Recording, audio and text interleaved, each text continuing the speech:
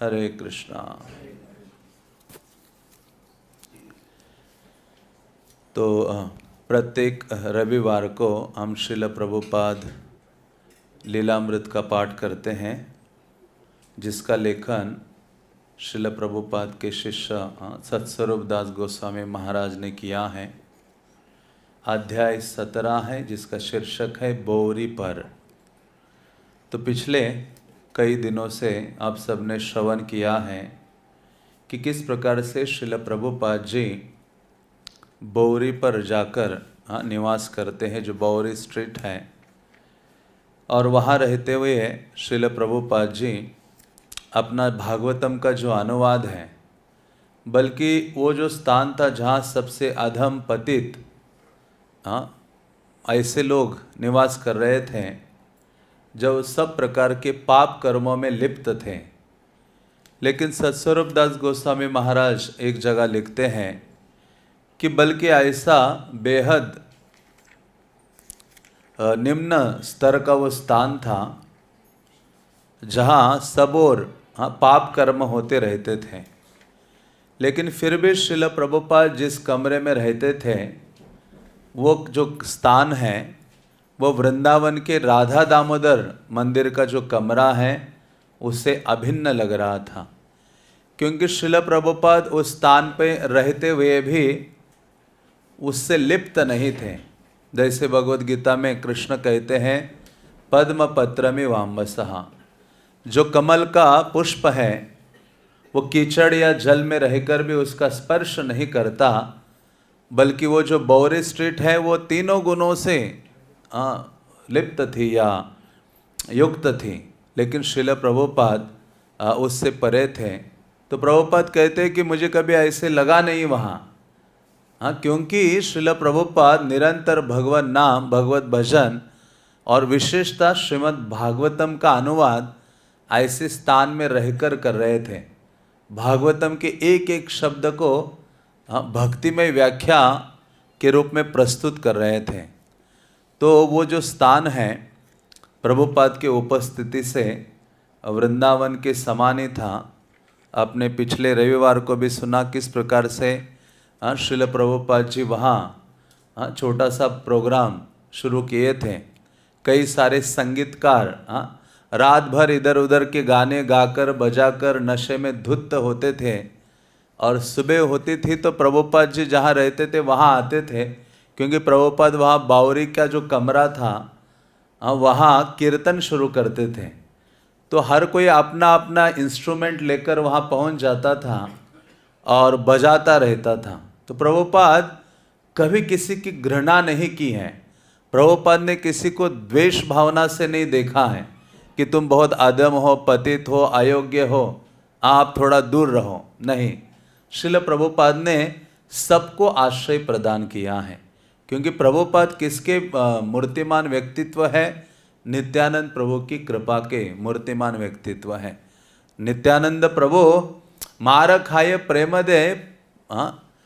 तो इस प्रकार से नित्यानंद प्रभु का भाव है, वो मार खाते हैं लेकिन फिर भी उसको प्रेम प्रदान करना चाहते हैं। महाप्रभु और नित्यानंद प्रभु की यही विशेषता है, किसी की घृणा नहीं की, सबको आलिंगन किया, सबको कृष्ण भावनामृत प्रदान किया। तो उसी प्रकार से श्रील प्रभुपाद जिस स्थान में निवास कर रहे थे वो बेहद ही निचले स्तर का स्थान था। लेकिन श्रील प्रभुपाद किसी न किसी प्रकार से उन पतित अधम जीवों को भी हरे कृष्ण महामंत्र का कीर्तन करने में नियुक्त करते थे, क्योंकि प्रभुपाद जानते थे ऐसे स्थान में मैं रह रहा हूँ, इनका कल्याण केवल हो सकता है तो वो केवल हरे कृष्ण महामंत्र के कीर्तन से ही हो सकता है। इसलिए कभी कभी हम कृष्ण भावनामृत आंदोलन में आते हैं और अपने कल्याण को भूल जाते हैं। हमें भी इस बात को अनुभव करना होगा कि मेरी जो आध्यात्मिक उन्नति है, आध्यात्मिक कल्याण है, वो तभी संभव है जब मैं हरे कृष्ण महामंत्र को गंभीरता से पकड़ के रखूँ अपने जीवन में, अपनी साधना आदि में।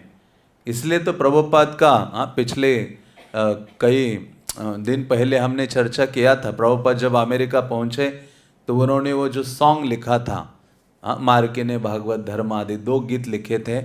उसमें प्रभुपाद ने कहा, हे कृष्ण, मुझ में कोई योग्यता नहीं है, लेकिन एक चीज़ है, नामे खूब धरो।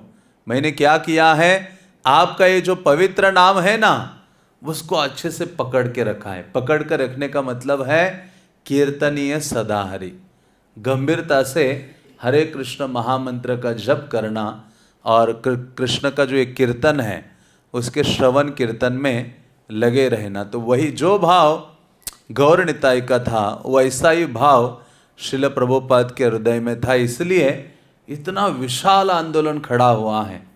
साधारण बात नहीं है। जैसे कृष्णदास कविराज कहते हैं, चैतन्य चंद्रेर दया करह विचार, विचार करेले चित्ते पावे चमत्कार। अरे आप महाप्रभु की दया के बारे में केवल सोचोगे ना, अद्भुत आश्चर्य अनुभव करोगे। तो वो जो श्लोक है वो प्यार प्रभुपाद को भी लागू होती है। मानो श्रील प्रभुपाद की ये जो दया के बारे में कोई विचार करे ना, इतना कंपैशन, इतना दया कैसे हो सकता है। कोई व्यक्ति सब प्रकार का कष्ट सहन किया केवल दूसरों के हित के लिए। हाँ, प्रभुपाद इसलिए मतलब वो व्यक्ति अति मूर्ख है जो श्रील प्रभुपाद के चरणों को छोड़कर जाने की इच्छा जिसके हृदय में जागृत होती है। कैसे मतलब कितना दुर्भाग्यशाली व्यक्ति होगा जिसके हृदय में ये भाव आ जाएगा, श्रील प्रभुपाद के आंदोलन को, उनके चरण कमलों को छोड़कर किसी अन्य का आश्रय लेने के भाव आएगा। ये कैसे क्यों होता है? क्योंकि प्रभुपाद की महिमा को हम सही ढंग से नहीं जानते हैं। प्रभुपाद का जो महिमा है, उन्होंने जो चीज़ प्रदान की है उसका अनुभव हमें नहीं है। इस कारण से हम इधर उधर भटकते हैं, इधर उधर का आश्रय ग्रहण करते हैं। तो ऐसे श्रील प्रभुपाद जी उस बावरी में रहते थे। जैसे पिछले रविवार को भी चर्चा हुई थी, तो वर्णन आया था कि सब अलग अलग संगीतकार, कोई तबला लेकर, हारमोनियम लेकर, अलग अलग उनके जो इंस्ट्रूमेंट लेकर पहुंच जाते थे और प्रभुपाद सुबह सुबह कीर्तन करते थे। थोड़े से लोग होते थे, ये सब लोग आते थे और उनके साथ कीर्तन करते थे और आनंद अनुभव करते थे। तो श्रील प्रभुपाद सब प्रकार के जीवों को नियुक्त करते थे कृष्णा कीर्तन में। तो आज हम पढ़ेंगे यहाँ जब प्रभुपाद वहाँ रहते थे तो उस समय कई जो अमेरिकन युवक हैं वो आना शुरू किए थे। तो उनमें से एक कैरोल है, वो बोलते हैं इसके बारे में। वो बोलते हैं जब स्वामी जी कीर्तन कराने लगते थे उस समय लोग उनसे काफ़ी प्रभावित हो जाते थे। बोरी में मंजीरों की ध्वनि से एक प्रकार की दिव्यता छा जाती थी। स्वामी जी हारमोनियम का प्रयोग करते थे और बहुत से लोग हाथ से मंजीरे बजाते थे। कभी कभी स्वामी जी मृदंग बजाते थे। प्रारंभ में ही उन्होंने शब्द के महत्व और शब्द के माध्यम से भगवान के स्वरूप साक्षात्कार पर बल दिया था। हाँ, तो श्रील प्रभुपाद कभी ये नहीं सोचे कि अभी सही ढंग वाला मृदंग प्लेयर होगा तभी मैं गाऊंगा, अच्छा करताल प्लेयर होगा, माइक अच्छा होगा, सुनने के लिए लोग होंगे तभी मैं कीर्तन करूंगा। नहीं, श्रील प्रभुपाद की तो एक में हृदय में भाव था, मैं अपने इस गान के द्वारा कृष्ण को प्रसन्न करना चाहता हूँ। भक्ति सिद्धांत सरस्वती कहते थे, जब आप कृष्ण कथा करोगे तो ये भाव मत रखो कि मैं जनता को प्रसन्न करने के लिए कर रहा हूँ, बोल रहा हूँ। वो कहते थे जनता नहीं, आपको जनार्दन की प्रसन्नता के लिए बोलना चाहिए। जनार्दन की प्रसन्नता हेतु आपको कृष्ण की महिमा का, उनके गुणों का गान करना चाहिए।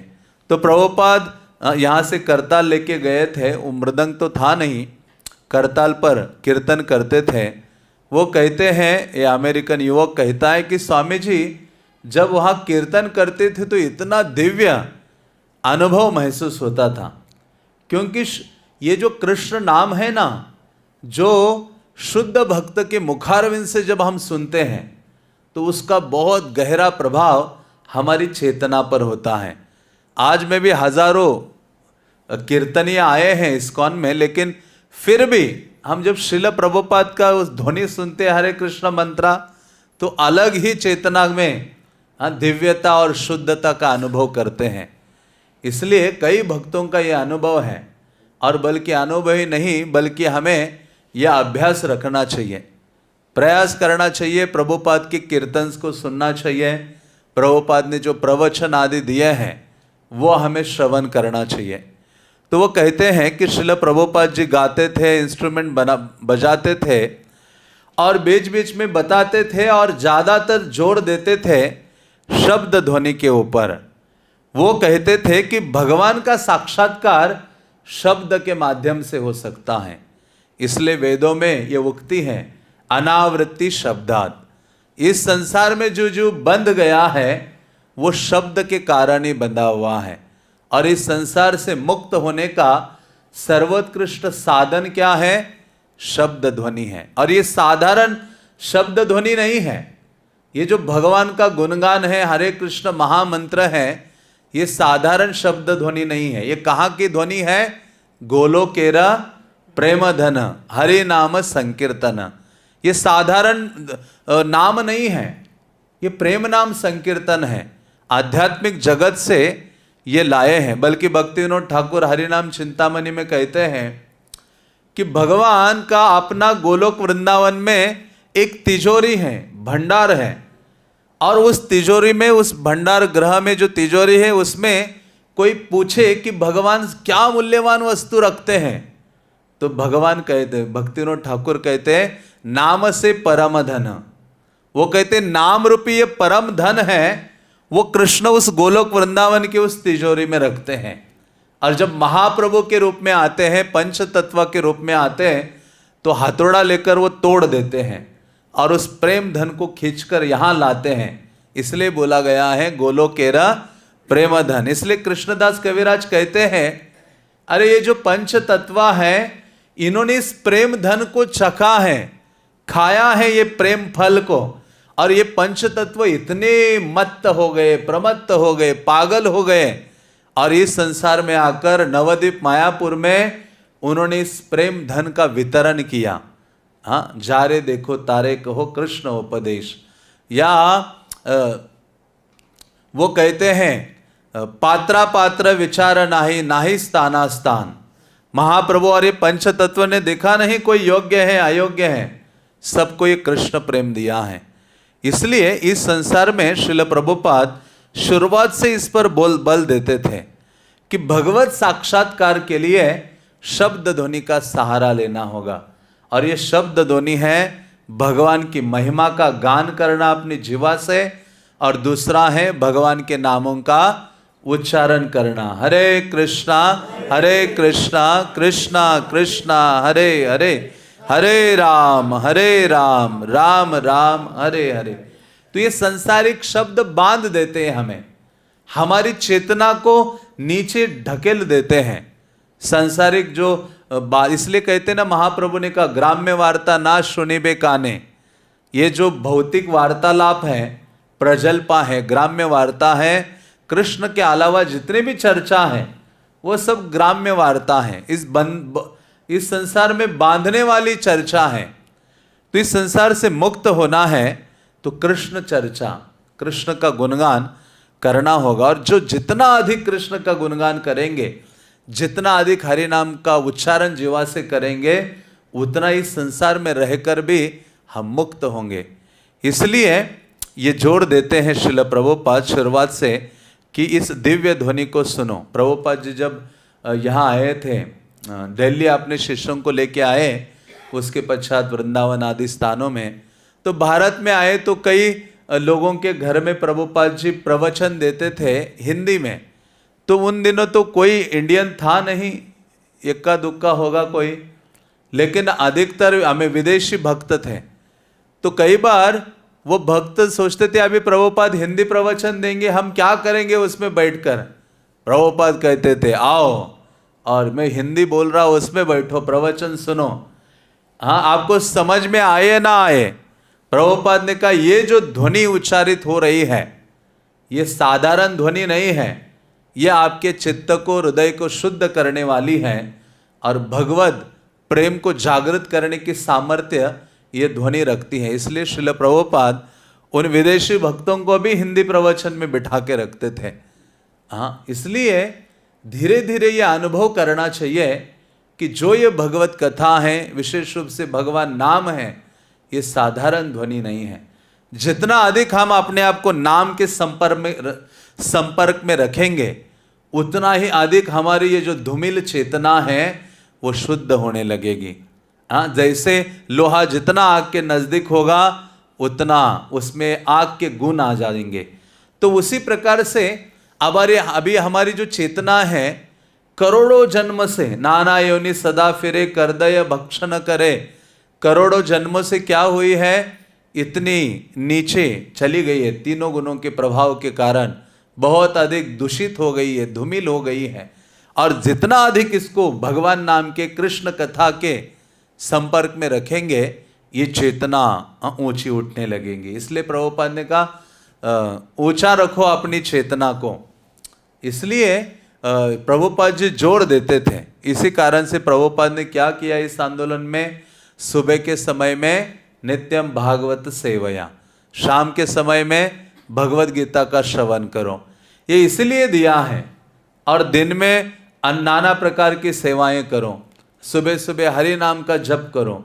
मतलब देखेंगे हम ठीक से कि पूरी तरह से हम इस दिव्य ध्वनि के संपर्क में हैं। और जितना अधिक हम अपने आलस को छोड़ के, भौतिक कामनाओं को छोड़कर भगवत ध्वनि के संपर्क में रखेंगे अपने आप को, तो आप देखेंगे कितनी शीघ्रता से हमारी चेतना उन्नत हो रही है। और अंततः क्या है, जिस व्यक्ति की चेतना उन्नत है उसी को ही अंते नारायण स्मृति होने वाला है, उसी को ही अंत काल में भगवान का स्मरण होगा। इसलिए पूरे जीवन दिन में ये प्रयास होना चाहिए, ये भगवान की जो ये दिव्य ध्वनि है उसके संपर्क में मैं रहूं। ग्रंथ क्या है, ग्रंथ दिव्य ध्वनि से भरे हुए हैं। रिकॉर्डेड साउंड है ग्रंथ। हाँ, ये तो लिखित जो रूप है वो क्या है, मानो रिकॉर्डेड साउंड है। आप पढ़ते हो तो वो दिव्य ध्वनि आपके चेतना पर प्रभाव डालती है। श्रील प्रभुपाद ने कहा, भागवतम का प्रथम स्कंद आप पढ़ते हो, उसके तात्पर्य में लिखते हैं, प्रभुपाद कहते हैं कि यदि कोई व्यक्ति श्रीमद् भागवतम के इन शब्दों को, ये दिव्य ध्वनि को पढ़ता है, भागवतम के तात्पर्य आदि ग्रंथ को पढ़ता है, तो ऐसा होगा कि पढ़ते पढ़ते उस शब्दों से कृष्ण उसके सामने प्रकट हो जाएंगे। इतनी दिव्यता है, इसलिए साधारण नहीं लेना चाहिए। हाँ, इसको हमें यही प्रयास होना चाहिए कि मैं अपने कानों से कृष्ण कथा को, कृष्ण नाम को अधिक से अधिक जाने दो अंदर हृदय में। हाँ, इसलिए प्रविष्ट कर्ण रंध्रेन, कानों के छेद के माध्यम से कृष्ण प्रवेश करते हैं हृदय में। और भागवतम में प्रभुपाद लिखते हैं, हाथ में झाड़ू लेते हैं और कृष्ण सफाई करते हैं। मतलब हमें केवल बैठना है दिव्य ध्वनि को श्रवण करने के लिए। सफाई का काम किसका है, हमारा नहीं है, किसका है, कृष्ण का है। प्रभुपाद लिखते हैं कृष्ण जिम्मेदारी लेते हैं हमारा पूरा। बस हमें क्या करना है, नित्यम भागवतः सेवया, बस निष्ठा के साथ, दृढ़ता के साथ, एकाग्रता के साथ और नित्यता के साथ, हाँ, श्रद्धा के साथ भागवत कथा या कृष्ण कथा, भगवान की जो चर्चा है, श्रवण करने के लिए बैठना चाहिए। इसलिए सर्वोच्च चीज़ है। इसलिए ये जो शुरुआत में ये जो युवक आए थे प्रभुपाद के वहाँ, वो बोल रहे हैं, अपना साक्षात्कार प्रस्तुत कर रहे हैं कि कह रहे हैं कि प्रभुपाद जी शुरुआत के दिनों में जहाँ एक भी उनका शिष्य नहीं था, कोई व्यक्ति नहीं था, वो कहते, वो इस पर जोर देते थे, भगवान के स्वरूप साक्षात्कार पर बल दिया था शब्द के माध्यम से। मेरे अनुमान से इन संगीतकारों ने प्रभुपाद में जो आकर्षण पाया वो इसी बात में था कि उन्होंने दिव्यता और भगवान की प्राप्ति के साधन के रूप में शब्द पर बल दिया। तो इसलिए हर भक्त का कर्तव्य है कि प्रभुपाद ने इतने शब्द दिए हैं जिनकी हम कल्पना नहीं कर सकते। जितना हम अपने जीवन काल में इतना ना पढ़ सकते, लिख सकते हैं, जितना प्रभुपाद ने कुछ ही सालों में दे दिया है। तो ये साधारण नहीं है, ये कृष्ण ने प्रदान किया है। प्रभुपाद कहा करते थे, प्रभुपाद जब खुद की किताबें पढ़ते थे इतने आनंदित हो जाते थे। एक शिष्य ने पूछा, प्रभुपाद जी अरे जो किताबें लिखता है वो कभी आपने किताबें पढ़ता नहीं है, आप पढ़ रहे हैं।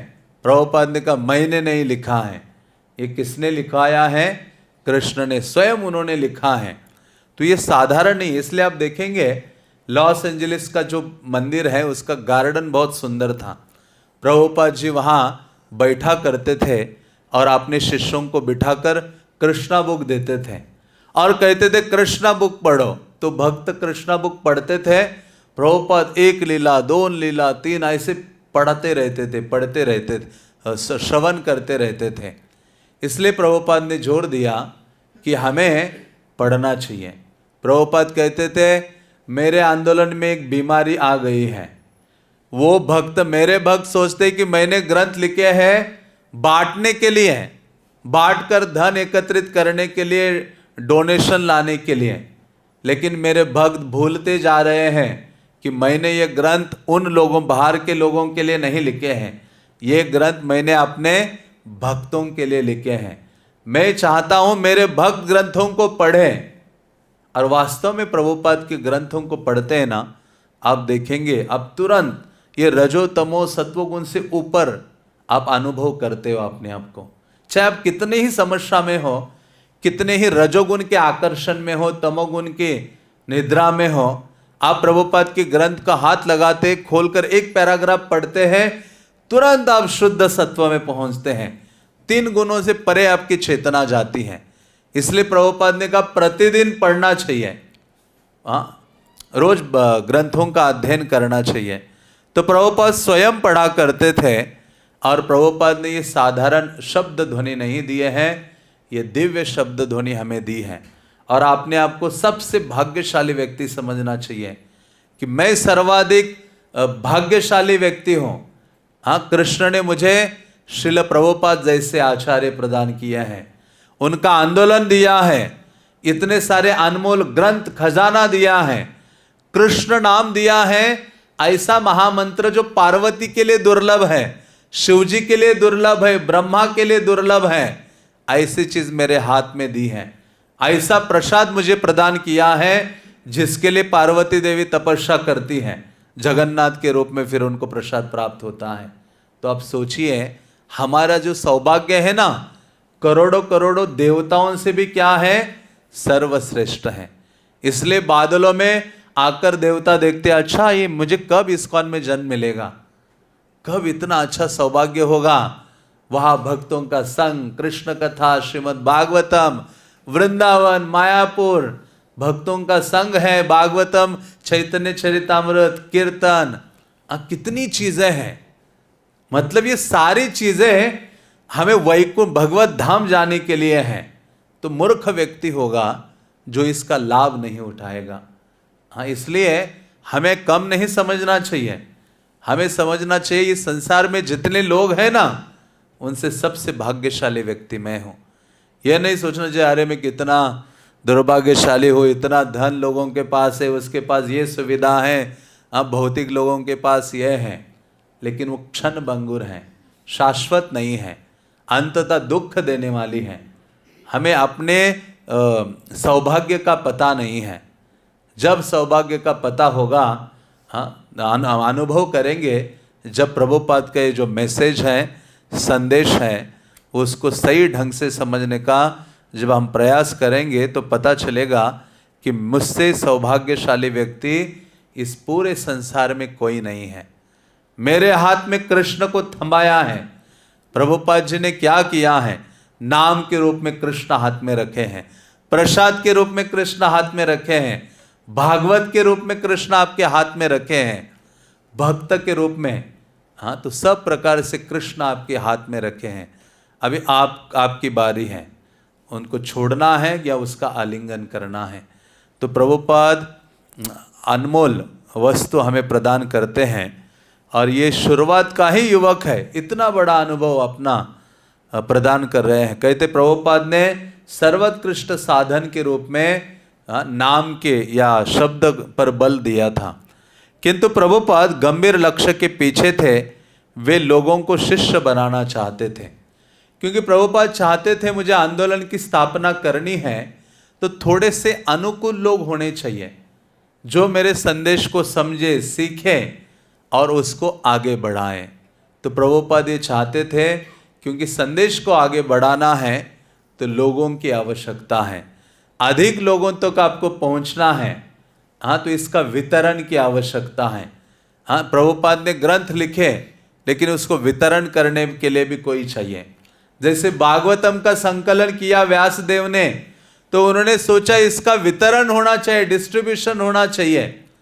तो उन्होंने अपना शुकदेव गोस्वामी, पहले बुक डिस्ट्रीब्यूटर हैं। भागवतम के पहले वितरक कौन है? शुकदेव गोस्वामी हैं।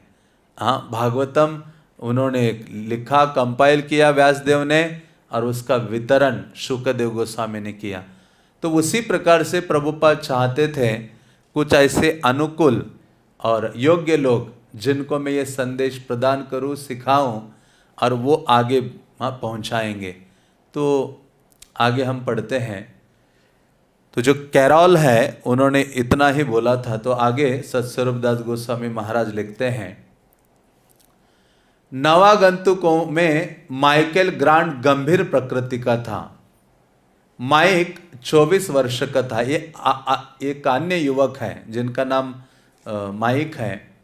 उसका पिता यहूदी था और पोर्टलैंड ओरेगन में, जहां माइक पलकर बड़ा हुआ था, उसके रिकॉर्डों की दुकान थी।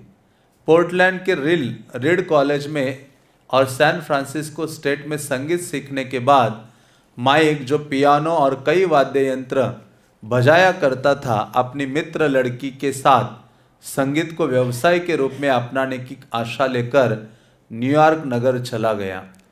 किंतु व्यावसायिक संगीत की संभावना के प्रति उसका मोह शीघ्र ही भंग हो गया। रात्रि क्लबों में वाद्य यंत्र बजाना और व्यावसायिक मांगों की पूर्ति के लिए दलाली करना ऐसे कार्य थे जो उसे विशेष अरुचिकर लगे। न्यूयॉर्क में वह संगीतज्ञों के संघ में सम्मिलित हो गया और संगीत के एक संयोजक तथा अनेक स्थानीय मंडलियों के एजेंट के रूप में कार्य करने लगा। माइक ग्रैंड स्ट्रीट में बोवरी की एक EIR अटारी में रहता था। ये एक बड़ी अटारी थी जहां संगीतज्ञ प्राय खचाखच भरे अधिवेशनों के लिए एकत्र होते थे। किंतु माइक जो गंभीर राग रागनियों की रचनाओं की ओर मुड़ता गया, उसका मन संगीत सभाओं के सामाजिक पक्ष से हटता गया। उसकी रुचि उन आध्यात्मिक, अर्ध आध्यात्मिक और रहस्यवादी पुस्तकों में केंद्रित होने लगी जिन्हें वो पढ़ता आ रहा था। वह नगर में कई स्वामियों, योगियों और स्वयं को अध्यात्मवादी कहने वालों से मिल चुका था और हठ योग अपना चुका था। स्वामी जी से पहली भेंट के बाद से ही माइक की रुचि उनमें हो गई थी और वो उनके साथ खुल गया था, जैसा कि वो सभी धार्मिक व्यक्तियों के साथ करता आया था। वो सोचता था कि सभी सच्चे धार्मिक पुरुष अच्छे होते हैं, यद्यपि किसी विशेष धार्मिक समुदाय के साथ जुड़ने की उसे इच्छा नहीं थी। तो ये और एक युवक माइक या माइकल जिसको कहा है यहाँ, उनके बारे में बताया है कि किस प्रकार से वो न्यूयॉर्क आए थे। वो भी एक संगीतकार थे और उनकी जो रुचि है आध्यात्म को समझने में थी और किसी प्रकार से श्रील प्रभुपाद जी से उनकी भेंट होती है। तो वो कई धार्मिक लोगों से मिला था और उनको लगता था कि सारे धार्मिक लोग अच्छे हैं। तो प्रभुपाद जी से मिलता है पहली बार। तो अभी यहाँ माइक बोलने लगते हैं, मतलब माइक का इंटरव्यू यहाँ दिया है। माइक कहता है, स्वामी जी कुछ जाने पहचाने से लगने लगे, क्योंकि मैंने इस तरह के और भी स्वामियों को पहले देखा था। जिस तरह का पहनावा पहनते थे, जिस तरह वे दिखाई दे रहे थे, वयोवृद्ध और श्याम वर्ण के, वह सब मेरे लिए नया नहीं था, किंतु फिर भी उनमें कुछ नवीनता के तत्व भी थे। तो इन्होंने कई साधुओं को देखा था जो सैफरॉन जो कपड़े हैं वो पहने हुए थे, तो लेकिन प्रभुपाद जी में उन्हें कुछ विशेषता नज़र आती हैं, कुछ नवीनता नज़र आती हैं। मैं बहुत जिज्ञासु था। जब मैं पहली बार अंदर गया उस समय मैंने उन्हें बोलते नहीं सुना। वे उस समय कीर्तन कर रहे थे, पर मैं तो केवल ये सुनने की प्रतीक्षा में था कि वे क्या कहने जा रहे हैं। मैंने लोगों को पहले भी कीर्तन करते सुना था। मैंने सोचा कि वे इस सुविधा रहित स्थान में क्यों रहते।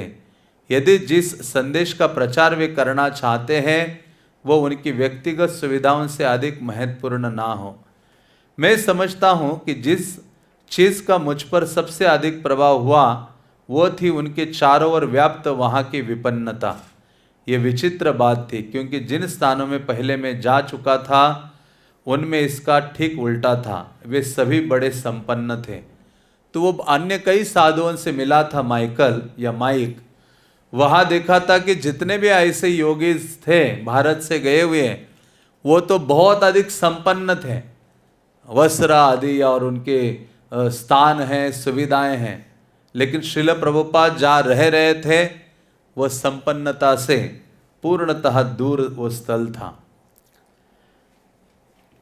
मैनहट्टन के ऊपरी भाग में एक वेदांत केंद्र था और इस तरह के और बहुत से स्थान थे। वे सब सौम्य वयोवृद्ध पुरुषों से भरे रहते थे जो चमड़े की कुर्सियों पर बैठे तंबाकू के पाइप पीते रहते थे। वहाँ का माहौल इस ढंग का था, किंतु यहाँ तो गरीबी ही गरीबी थी। सारी स्थिति विचित्र थी। तो श्रील प्रभुपाद जिस स्थान में रह रहे थे और उनके पास कोई सुविधा थी ही नहीं। प्रभुपाद तो एक बक्सा लेकर गए थे अपने साथ और उस बक्से को ही अपना स्टडी टेबल के रूप में काम लाते थे। उस अब नीचे बैठते थे, कोई टेबल नहीं है, चेयर नहीं है, और उस बक्से के ऊपर एक कपड़ा डालते थे, उसी के सहारे उसी के ऊपर अपने ग्रंथों का अनुवाद करते थे और ग्रंथों को पढ़ते थे। तो प्रभुपाद का जो निवास स्थान था वो कोई सुविधाओं से युक्त नहीं था। तो ये जो माइक है, पहली बार गए, उन्होंने देखा कि अरे ये तो बिल्कुल ही विपरीत लग रहा है। मैं जितने भी योगी अन्य साधुओं को मिला हूं उनके पास तो आलीशान सुविधाएं थी।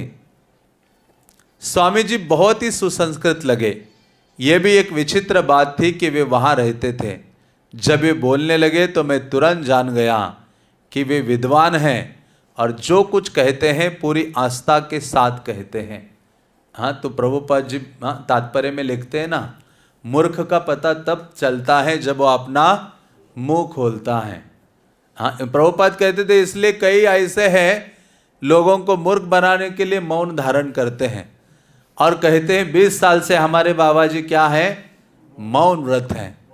प्रभुपाद ने कहा अरे, प्रभुपाद वहाँ गए, कुरुक्षेत्र गए थे, तो वहाँ जो मेला था बहुत साधु आए थे। तो प्रभुपाद के किसी शिष्य ने कहा प्रभुपाद, एक साधु को देखा उसने यहाँ लॉक लगाया हुआ है, 20 साल से कुछ बोला नहीं है। लेकिन प्रभुपाद कहते लेकिन वो तो कागज पे लिख के देता है कि मुझे क्या खाना है, मुझे क्या मन की बातें हैं। मौन का मतलब है किसी भी चीज को प्रकट नहीं करो। प्रभुपाद ने कहा वो मूर्खता है। असली मौन क्या है? कृष्ण का गुणगान करना। जो व्यक्ति अपनी वाणी के द्वारा कृष्ण का गुणगान नहीं करता, वो बातें कर भी रहा हो तो वो वास्तव में मौनी व्यक्ति है, या वो मेंढक की तरह है। मेंढक हमेशा जोर जोर से अपनी आवाज़ें निकालता है।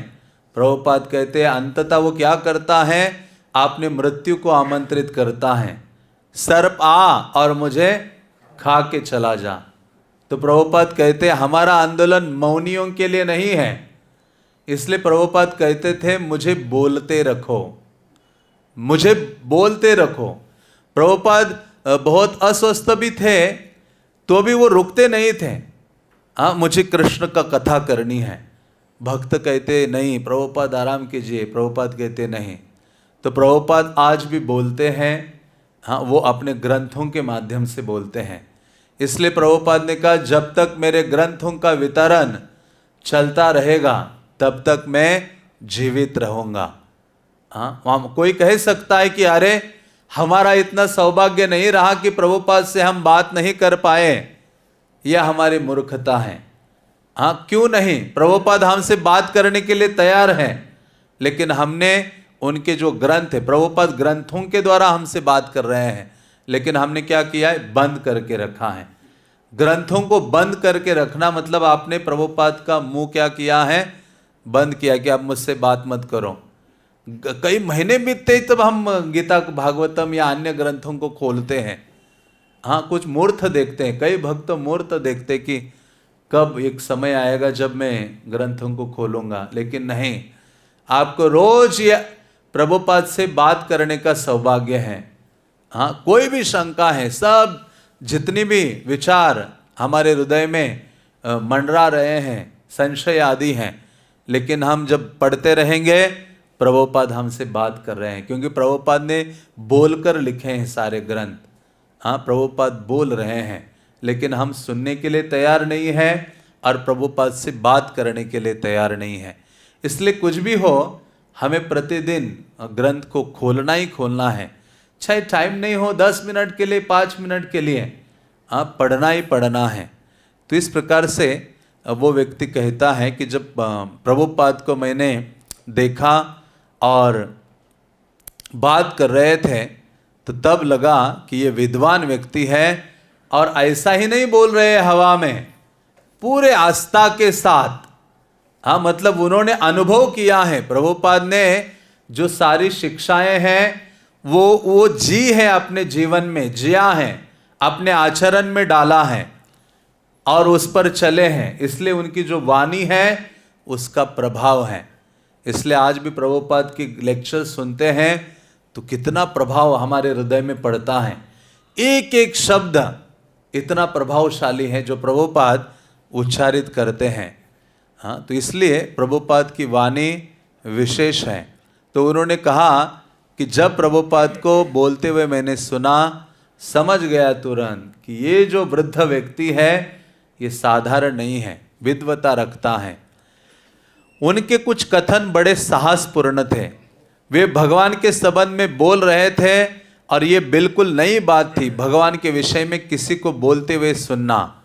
मैं हमेशा किसी व्यक्ति को जिसका मैं सम्मान करता था ईश्वर के विषय में बोलते सुनना चाहता था।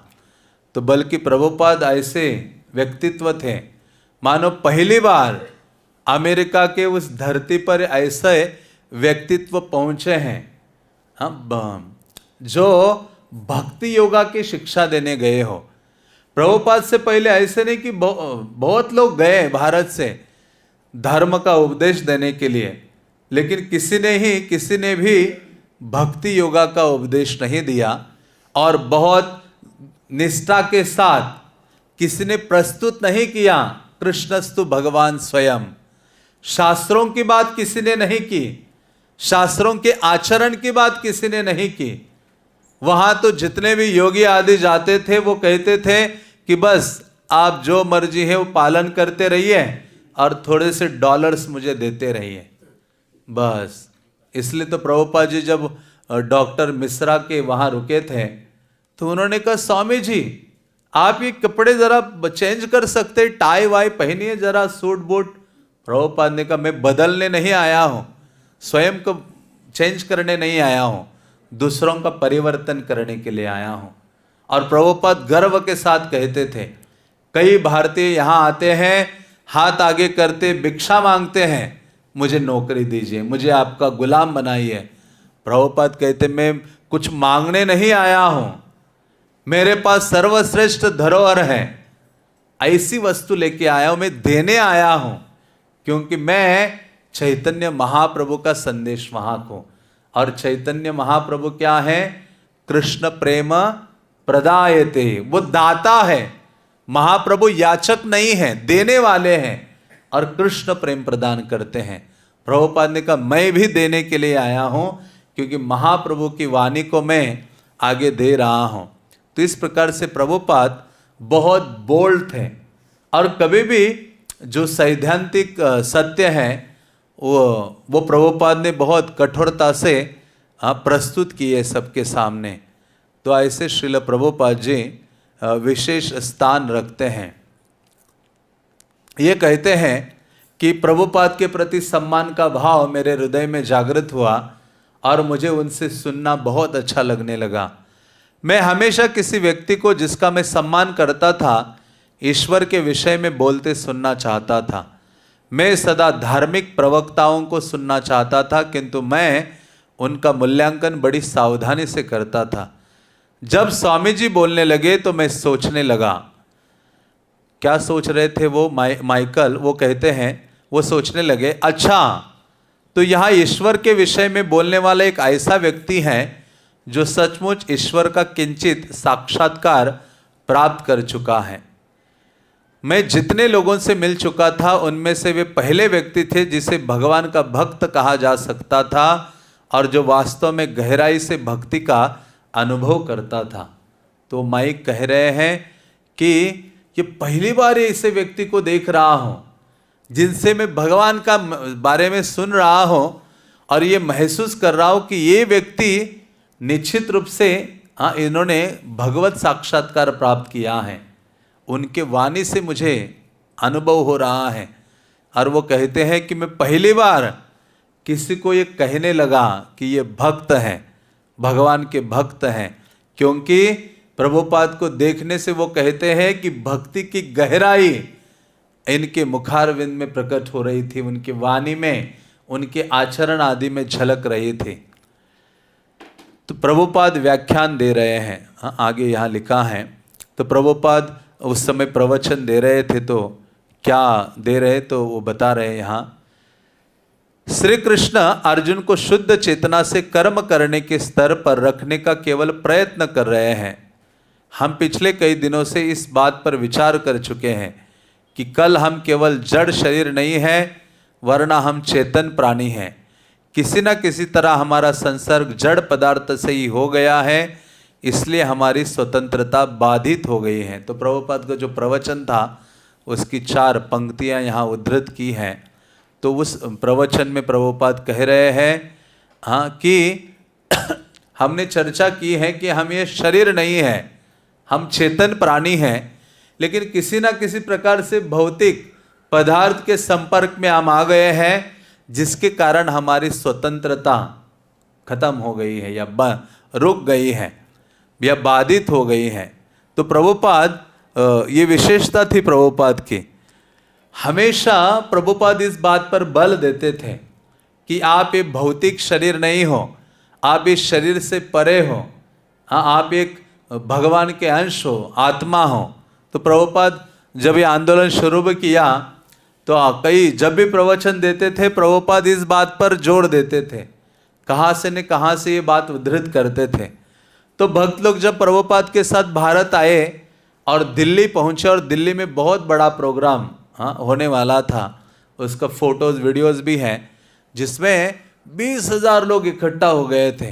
जो कैनॉट प्लेस है दिल्ली का, वह LIC ग्राउंड था नज़दीक, अभी तो वो ख़त्म हो गया, जहाँ प्रभुपाद ने प्रोग्राम किया था।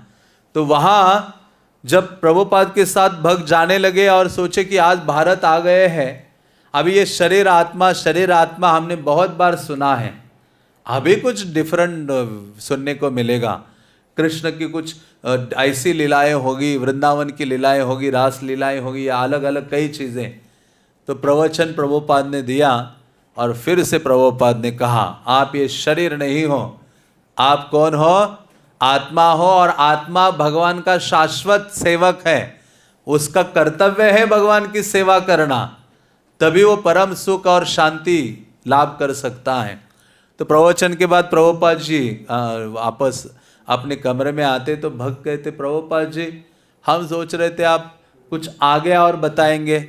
प्रभुपाद ने कहा, पहले ये अनुभव करो कि तुम ये शरीर नहीं हो, आत्मा हो। तुम्हें मैं मंगल आरती उठा करने के लिए बोलता हूँ, तभी तुम 1 घंटा लगाते हो उठने के लिए, तब अनुभव होता है कि तुम शरीर नहीं हो, आत्मा हो। तो प्रभुपाद ये स्थापित करते थे, और वास्तव में ये बहुत मूलभूत शिक्षा है। पूरा जो जीवन है या दिन है साधारण व्यक्ति का देखेंगे अज्ञानता से, वो केवल शरीर के लिए लगा हुआ है। बल्कि संसार में हम बाहर निकलते कोई भी वस्तु देखो, कोई भी औद्योगिक प्रगति हो, जो किसी भी प्रकार की जो प्रगति मनुष्य प्राणी कर रहा है, इतने संसाधन उसने इकट्ठा किए हैं, जहाँ जहाँ दृष्टि जा रही है हर चीज़ आप देखोगे केवल वो चीज़ शरीर के लिए बनी हुई है। कार है, भोजन है, गाड़ियां हैं, बिल्डिंग्स, कोई भी वस्तु ले लो, हर चीज शरीर के लिए है, एक भी चीज आत्मा के लिए नहीं है। प्रभुपाद ने इसलिए कहा आत्मा के लिए मैं यहाँ तैयारी कर रहा हूँ, आत्मा की जो मूलभूत आवश्यकता है यहाँ उसकी शिक्षा दे रहा हूँ। हाँ, तो प्रभुपाद कहते हैं ये दोनों साक्षात्कार साथ साथ होते हैं, चलता है। जब आप भगवान से अधिक प्रीति बढ़ेगी तो आप ये अनुभव करोगे कि मैं ये शरीर नहीं हूं, मैं आत्मा हूं, यह आप अनुभव करने लगोगे। इसलिए भागवतम में श्लोक आता है ऋषभदेव की शिक्षाओं में, प्रीति न वासुदेवे, वहां वर्णन आता है जब तक व्यक्ति की वासुदेव के प्रति प्रीति नहीं होगी तब तक वो शरीर से अनासक्त नहीं हो सकता, वो ये अनुभव नहीं कर सकता कि मैं ये शरीर नहीं हूं, आत्मा हूं। तो इसलिए प्रभुपाद ने जितनी भी विधि हमें दी है वो वासुदेव के प्रति आसक्त होने के लिए दी है, और इसी में हमारी सिद्धि है कि हम अन्य चीज़ों से आसक्त हैं। हमारा मन, हृदय, चित्त आदि भगवान वासुदेव से आसक्त हो जाना चाहिए। हाँ, इसलिए हम ये सारे कार्य करते हैं, चित्त का शुद्धि इसलिए कर रहे हैं हाँ, ताकि कृष्ण से आसक्त हो जाए ये जो चित्त है। अभी सांसारिक लोगों से, व्यक्तियों से, स्थानों से, सब में ये चित्त आसक्त है।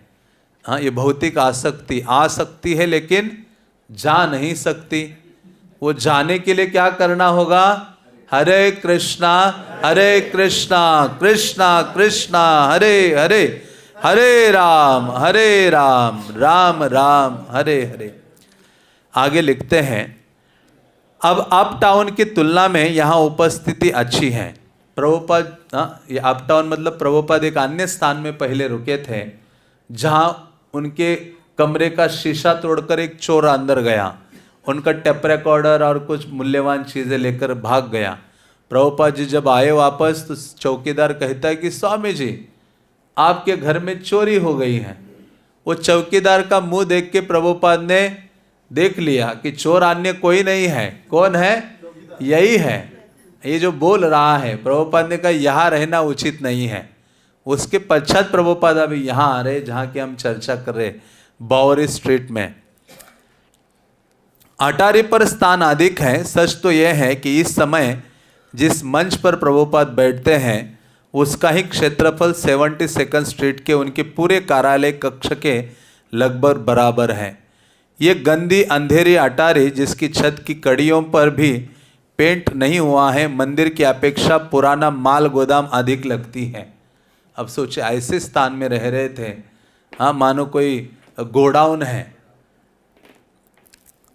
उनकी श्रोता मंडली के सदस्य जिनमें संगीतकार अधिक है, स्वामी जी के कीर्तन की रहस्यमय ध्वनियों पर ध्यान केंद्रित करने आए हैं। बल्कि प्रभुपाद जो गान करते थे महामंत्र का, वहाँ के संगीतकारों को लगता था ये क्या स्वामी जी रहस्यमय गान कर रहे हैं, बल्कि वो सुन के उनको आनंद आता था, अच्छा लगता था। अंततः कृष्ण का नाम है और कोई भी जीवात्मा के कानों से जाएगा तो उसको थोड़ी सी शांति अनुभव होती है। Karl Carol, Gunther, Mike, David, paradox का जनसमूह और अन्य लोग उनके यहाँ सोमवार, बुधवार और शुक्रवार रात को जमा हो जाते हैं जब वे ठीक 8 बजे अपनी कक्षा आरंभ करते हैं। तो प्रभुपाद हफ्ते में 3 दिन प्रवचन करते थे, मंडे, वेंसडे और फ्राइडे। इवन प्रभुपाद जब इस स्थान को भी छोड़कर जाते हैं, दूसरे स्थान में रहते, तो वहाँ भी ये 3 दिन ही प्रभुपाद ने फिक्स किए थे। 3 दिन भगवद गीता पर प्रवचन करते थे। तो ये कक्षा शाम को होती थी 8 बजे। कार्यक्रम के पहले आधे घंटे में हरे कृष्ण कीर्तन होता है। उसके बाद भगवद गीता पर प्रभुपाद का व्याख्यान होता है जो लगभग 45 मिनट चलता है, जिसके बाद प्रश्नोत्तर का समय आता है और अंत में आधे घंटे तक फिर कीर्तन चलता है और सब कुछ 10 बजे तक समाप्त हो जाता है। तो प्रभुपाद ने ये विधि दी थी प्रवचनों की। प्रभुपाद शुरुआत में कीर्तन करते थे और उनका प्रवचन 45 मिनट का होता था, क्योंकि हम कलियुगा के जीव हैं। हाँ, मानो सुबह भागवतम 8 से 9 होता है और 9:01 हो जाता है तो यहाँ कुछ होने लगता है। हाँ, बहुत व्यथित होने लगते हैं हम। 5 मिनट हो जाए तो पूरा मानो भूचाल आ गया या फिर सुनामी आ गई, क्योंकि हमें इतना सहनशीलता नहीं है, कृष्ण के प्रति आसक्ति नहीं है, श्रवण के प्रति। लेकिन वहाँ परीक्षित महाराज कहते हैं, जब कथा श्रवण कर रहे थे तो सुखदेव गोस्वामी ने ऐसे थोड़ा परीक्षित की परीक्षा लेनी चाहिए, तो उन्होंने कहा परीक्षित महाराज जाओ थोड़ा सा पानी पी के आ जाओ वहाँ। कहते नहीं, पानी ने तो प्रॉब्लम किया था, पानी पीने के चक्कर में वो जो साधु थे उनके गले में सांप ढल के आया था। अभी पानी वानी कुछ नहीं, अभी बस जो कृष्ण कथामृत आप बोल रहे हैं ना, वो कानों से जाने दीजिए मेरे हृदय में। गायतः विष्णु गाथा, आप जो विष्णु की गाथा गा रहे हो बस वो गाते रहिए और मैं श्रवण करता रहूं, अभी उठूंगा नहीं। इवन दशम स्कंद शुरू हुआ तो उस समय भी याद दिलाया, अरे भूख लग गई होगी, उठो थोड़ी देर, क्योंकि कृष्ण कथा लंबी चलने वाली है। कहते आपके मुखारविंद से जो कृष्ण कथा निकल रही है, हाँ, उसी से मुझे संतोष अनुभव हो रहा है, भूख प्यास मुझे नहीं लग रही है। हे शुकदेव गोस्वामी, अपने राजा महाराजा अन्यों का बहुत लंबा वर्णन कर दिया। हाँ, अभी जो भगवान भूत भावना अवतीर्ण यदोवंश, यदोवर्ष में अवतीर्ण ये जो सभी जीवों के प्रेम के विषय कृष्ण है ना, उनके बारे में थोड़ा विस्तार से बताइए। आपने भागवतम शुरुआत में ये राजा वो राजा उसका वंश सबका वर्णन कर दिया, लेकिन अभी जो कृष्ण है ना उनके बारे में थोड़ा लंबा बोलिए। इसलिए दशम स्कंद क्या है, बहुत विस्तारित है, क्योंकि उन्होंने ये बोला था। तो इस कारण से प्रभुपाद देखते कि हमारी स्थिति बहुत कठिन है, 45 मिनट झेलना भारी हो जाता है, तो प्रभुपाद ने कहा ठीक है 45 मिनट कम से कम सुनो। इसलिए आप देखो प्रभुपाद के जो प्रवचन है रिकॉर्डेड 40 मिनट 30 मिनट, कुछ थोड़े बहुत ही 45 मिनट के हैं, बाकी सारे आधे घंटे के हैं, और उसके बाद प्रश्नोत्तर है। हाँ, प्रभुपाद ही पहले ऐसे आचार्य होंगे साधु जिन्होंने प्रवचनों के बाद प्रश्न उत्तर रखा है। वृंदावन में कहाँ होता है प्रश्न उत्तर, नहीं होता है। इसलिए फिर उसके बाद प्रभुपाद कीर्तन करते थे और 10 बजे तक उनका प्रोग्राम खत्म होता था। कीर्तन अभी समाप्त हुआ है और स्वामी जी बोल रहे हैं। तो इस प्रकार से प्रभुपाद ये करते थे। इस प्रकार से उनका वहाँ की ये दिनचर्या और कार्यक्रम की रूपरेखा थी श्रील प्रभुपाद की। तो यहाँ हम विराम देते हैं। हरे कृष्णा कृष्णा कृष्णा हरे हरे, हरे राम राम राम हरे। श्रील प्रभुपाद लीलामृत के, पतित पावन श्रील प्रभुपाद के, निताय गौर प्रेमानंदे।